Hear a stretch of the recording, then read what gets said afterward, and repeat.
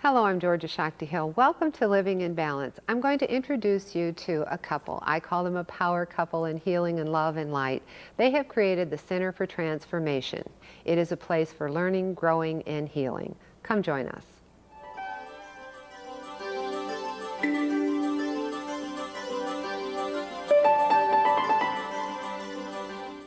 Anne and Arthur Cataldo have wonderful backgrounds. Their degrees and their training are really fabulous. They could be helping people on a mental, emotional level, and they are, but they also are helping people on their spiritual path in transformation. And they have created, as I said, the Center for Transformation. So I'm so pleased to have with us Anne and Arthur Cataldo. So welcome.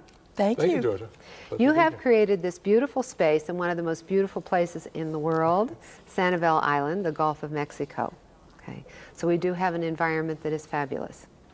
Okay. It's a very special place. It really is. And what I wanted to share with people is, as I said, you have wonderful backgrounds. Anne has a master's degree in counseling and is a nationally certified counselor and Florida licensed mental health counselor intern, extensive training in Gestalt and other therapeutic modalities.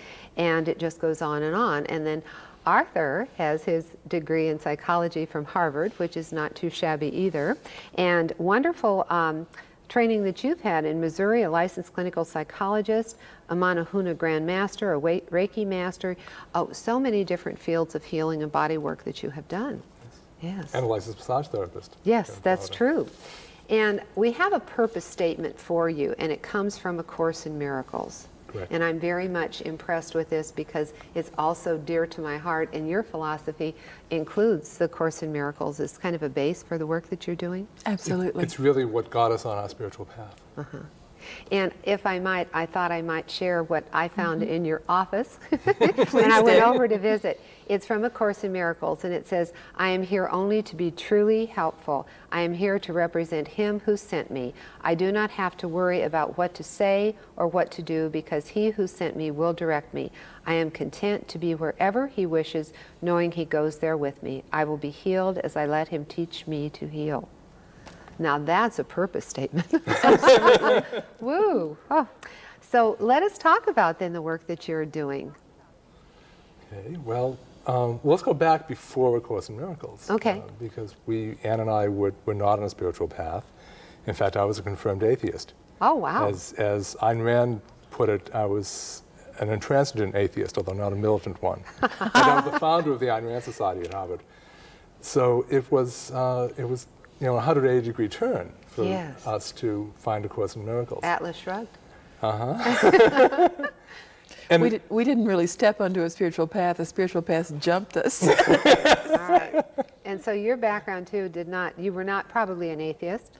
No, I was a Unitarian from Atlanta, where the Unitarian culture was very humanistic, and we worked with Gestalt principles and encounter groups and things like that. But I was still looking.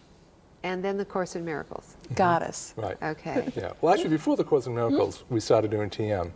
I was a clinical psychologist in St. Louis and director of crisis intervention in a very large hospital. It was a very stressful job.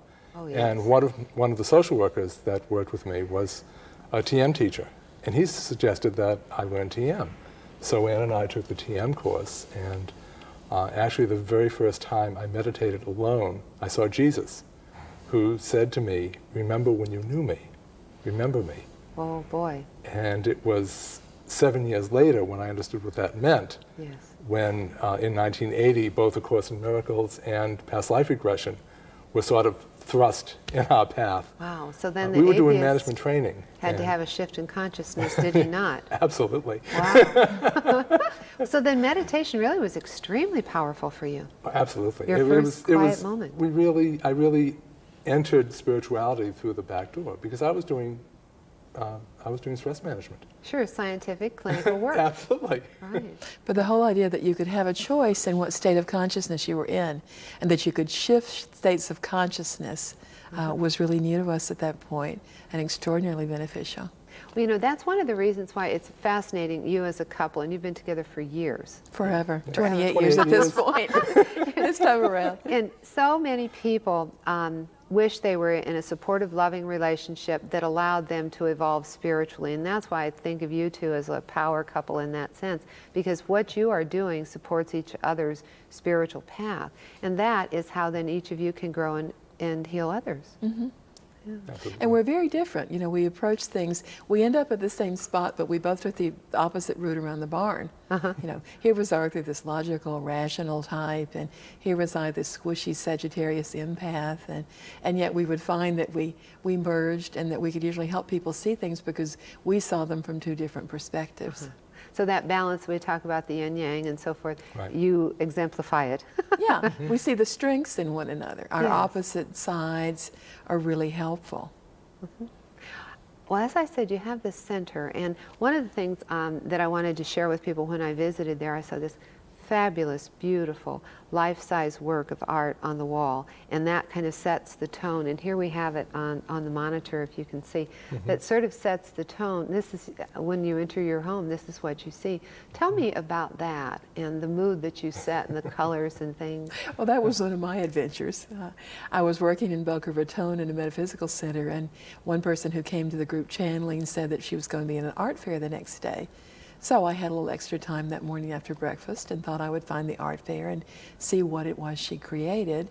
And lo and behold, I was in the wrong art fair and didn't even know it, but this painting just took over my life. And so I stood there and I couldn't quite leave. And finally the artist realized she had a live one. It's by Lynn Martinique Whitaker. So she got off her stool and came in. And I thought, I'm safe. My credit card is not going to take this. But it did. So then you weren't in the wrong place, and you were just, yes, it was. Right. The title of the painting is The Goddess of Peace. And Lynn told me that it was one of her favorites of her work, and that when it wasn't in shows, it was hanging in her own home. And she was, one of the things that I do is work with women in retreats, and Yes. I told her about the work with women, and she was so touched that she said, okay, I'll give you the copyright. So if we can ever find somebody who can reproduce it, it's so large in a way that would be true to it, that's also available. Wow. So she appreciated the work that you were doing. Yeah, and this painting is really about her spiritual journey. Yes. And in meditation, Simon, my guide, often talks about in meditation when you're rooted and grounded like the tree, which is in the painting, and when you're expanded and one with all that is at the same time. And part of this painting is just like a picture of that meditation. Now, you have mentioned Simon, and it's interesting for people who don't know you. I have friends who connect with Simon's energy often, and they'll tell me, well, Simon said 2 years ago that I'm going to do this and do that. And for the people who are not aware, you have a spirit guide that is named Simon, and you do channeling and healing work with Simon's energy. Okay. Now, is this taught at the university? Well, I don't know what goes on around here, but if we knocked on enough doors. Maybe. Okay. So tell me about channeling and healing, and how can you explain that to people who either do not understand it or it is new to them? Okay. Channeling to me involves entering an altered state of consciousness and bringing back information or energy from a different level, from a different perspective. So I still call Simon Simon, but he's really explained to us that he is a group consciousness or a level of consciousness. So if I were working with you, I would enter a different state and then make a link with your own teachers and guides, and what came through would really be from your higher self, your teachers and guides, as well as from the energies that work with me. So you accept, because of all these years that you have worked with Simon, that Simon does a lot of healing work. Tremendous healing Okay, work. and so you go into trance and you're able to do that. In fact, we talked this morning on the phone, and Simon came with us and shared with me some wisdom and some light. I loved what Simon said. It was very positive. Wonderful. And I like the mood that you set in your purposes. Now, you do a lot of actually laying on of hands, Right. physical healing work. Right, which is another form of channeling. Yes. Actually, more generally, channeling can be seen as any form of bringing through energy that can be used for another Well, purpose. sure, because you are And I channeling the use it healing more for energy. the healing. Right. And I mentioned, and you have got a fabulous story, and I know it's a wonder, we could spend a half hour on the connection that you had with Manahuna and how that came into your life in Yes. Hawaii. Let me give you the shortened version Okay, of it. okay. My second degree Reiki master was also a Gestalt therapist who was doing a seminar in Hawaii a few months later. And Ann and I decided to go to Hawaii to take the seminar. And we in reading the guidebooks, I read about the Kahuna rocks and made this mental note, like there's something resonated about the rocks. And the Hawaiians say that the 4 kahunas who brought the culture to Hawaii at some point went back to Polynesia but placed their spiritual essences in these 4 rocks. Mm-hmm. Well, I walked up to these rocks, and by the time I got to this, it was the last night. We hadn't seen the rocks. Did a lot of sightseeing on Oahu, but the beach was dark, and I walked up to the rocks and touched them, and I was amazed at the energy that they felt, that I felt in them. It was like the kind of energy that I feel when I touch a human being. It was like they had personalities. 2 of them were very comfortable. 1 was extremely uncomfortable, and the 4th one felt so comfortable and so familiar that I hugged it. It was like meeting a long-lost brother. And as I hugged it, there was this big blaze of light. And I had no idea what just happened, but I had been told in meditation that I would meet a new spiritual teacher in Hawaii. So I raced back to my hotel room and meditated and asked, what just happened? Yes. And I got the message, you just met the spiritual teacher that you came to meet. Wow. And it was that and rock. And he is a rock. Yeah, all right. And what you connected with is a manahuna, which is the feminine counterpart of Reiki. And originally they were used together in ancient Lemuria, and now it's time to bring them back together. Well, we're going to talk more about your energy body work because, as I said, that's one of the gifts that you share. But we do need to take a break. And if you will stay tuned, we will be back with more about the Center for Transformation.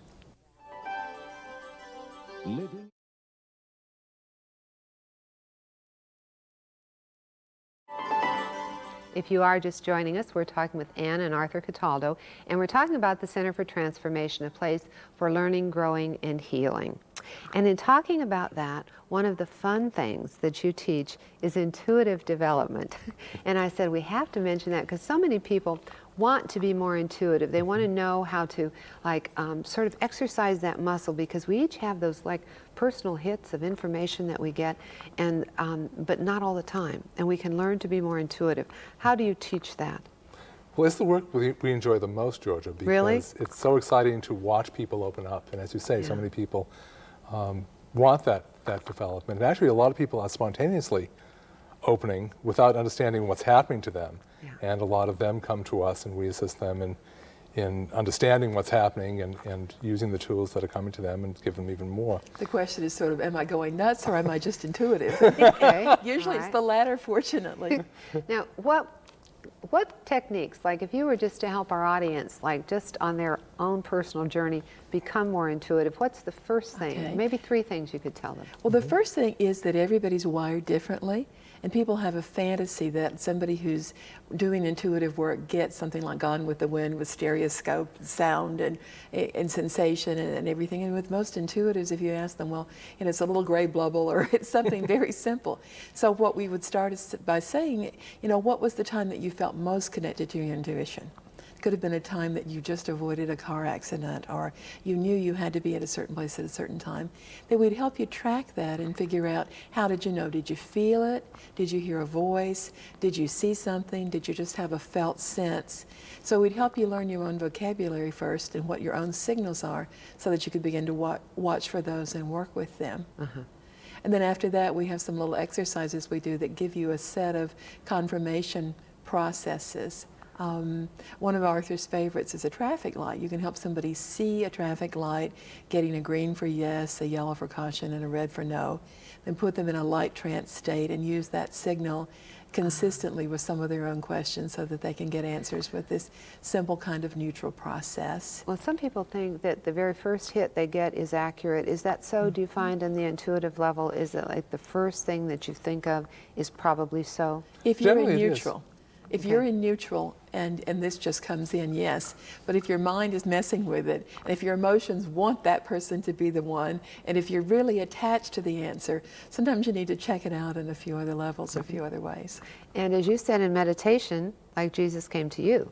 Right. So that's probably another thing that a lot of people recommend, that you do have that quiet time every day. Exactly. And it's important just to put yourself in a quiet, receptive space. Yeah. We also use the manahuna attunements as a facilitator for psychic and intuitive opening, because it is a feminine receptive energy we found that it has this byproduct of helping people open Yes. intuitively. And the feminine aspect is our intuitive side, whether you're male or female. That's the receptive side. Yeah. Now you do workshops you call Sea Change, and that's where people come for a week and stay with you Yes. on Sanibel. Right. Okay. Right, the one where we teach intuitive opening, channeling, and healing is called Openings and Initiations. And what we do is take people and we say, just give us a whole week. You know, don't call home. Well, you can if you want, but don't try to keep up on the internet with your stocks and the rest of it. Just come and settle. Then we work with each of the senses and help people get grounded and notice how they feel. If they're blindfolded and somebody else comes into the room at the edge of their energy field, help them open the third eye. We help them learn to listen for an inner voice. We do the Manahunta training with them. We bring in guinea pigs for them to work on. We work with the energy of Sanibel and the nature preserve and the shell mounds. And then Simon, my guide, comes in and teaches them the basics of channeling. And then all the time they're processing with each other and sharing. And they do get some beach time, but it's amazing how much people know that they already knew. Do you think at the end of that everyone week. can channel at some level? I mean, Oh, at some level, sure. certainly. Okay. Like it's you just, said, the it's just like healing or athletics. Everyone can play ball, but not everyone can be a star. Yes, okay. But all of us then can open more to our intuitive side and open to the channeling aspect of just bringing in our highest and our Right. best and the higher energies. And it's, Georgia, it's really no different than the kinds of processes that are being used all over to teach creative thought or in think tanks to teach brainstorming. It's very similar. It's just about listening to a different side of yourself.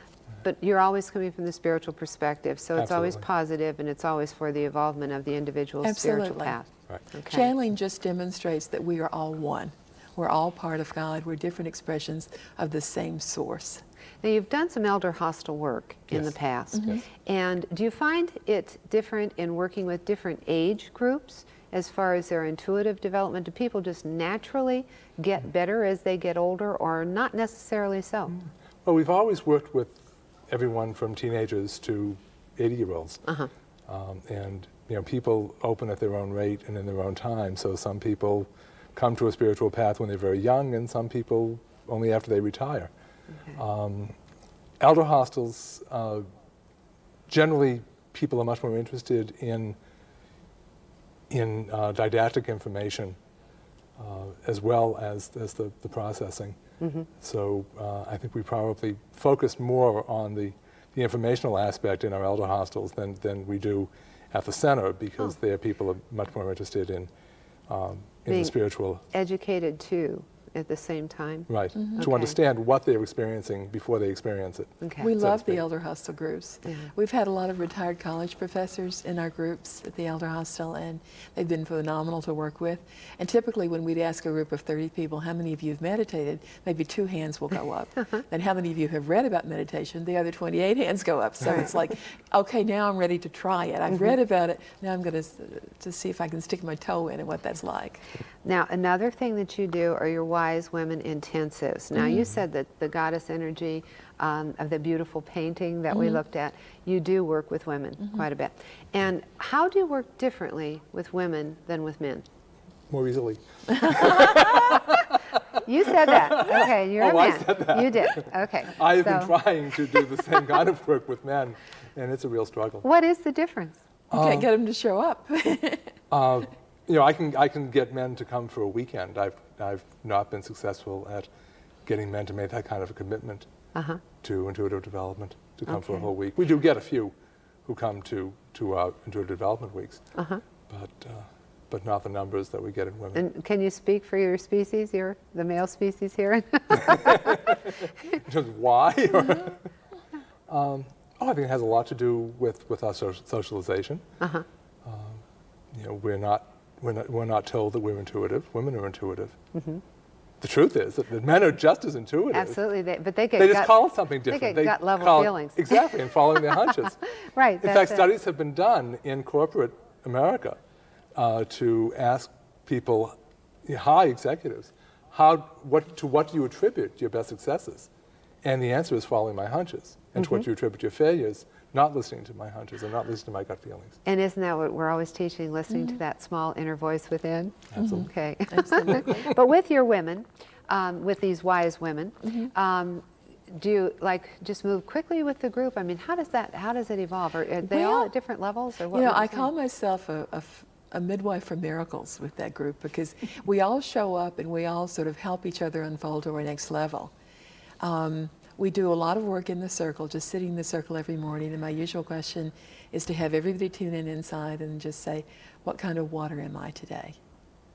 And from there, we keep going. What are we like? You mean the ocean, or are we a Yeah, lake? am I Are an we a ocean? Am pool? I a Are we a pond? raindrop? Just tuning in with yourself and taking time and having permission to do that. Yeah.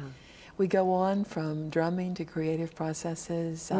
This year we've got Rima Thundercloud coming as a guest facilitator. We're going to do Yes. Native American studies. But it's about women taking time for themselves, connecting to spirit, doing whatever emotional work they need to do. And see, love guys might support. not respond if you ask them what kind of water they were. Probably And so. maybe they could. And then also you do What kind a of car heart. are you might be more appropriate. What kind of car? Yeah, okay. Heart Space Weekend is another. A couple of times a year I do weekends for women, and that's also fun. We also do rebirthing and drumming and ceremony on the beach and things like that. So it's like a smaller version of Wise Women. So you have come a long way on this path, and Absolutely. how are you feeling as far as changes? You've been together 28 years, and you've been doing your spiritual work with other people for many years. And tell me about how it is changing or evolving, or what do you anticipate the future to be with it? Well, we always feel that we are changing more than anybody else. And we always want to keep it fresh, so whatever we're learning, we share immediately. Yeah. Oh, I like that. So it's your journey. You just happen to be healing and teaching and working with other people on your path. I always say that I would be really disappointed if, 5 years from now I believed exactly what I believe today and did things in exactly the same way. It's like, it's all about our growing to perceive more of the light that we are and that we can share with each other, and then we just all benefit from the rest. Yes. And the healing goes on. Absolutely. On every level. The physical, emotional, the mental, and the spiritual. Wonderful. Well, we thank you for sharing with us, and what we'd like you to know is how you can be in touch with Ann and Arthur at the Center for Transformation, and also we always love to hear from you.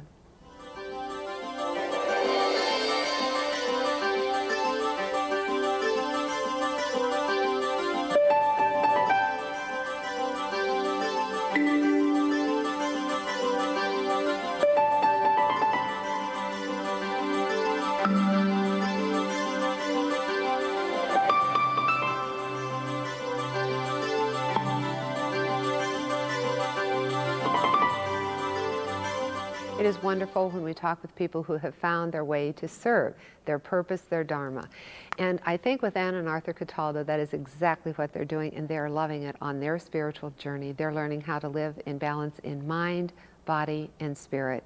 And so they are serving you well too. Until next time, I'm Georgia Shakti-Hill. May you be well, happy, and peaceful.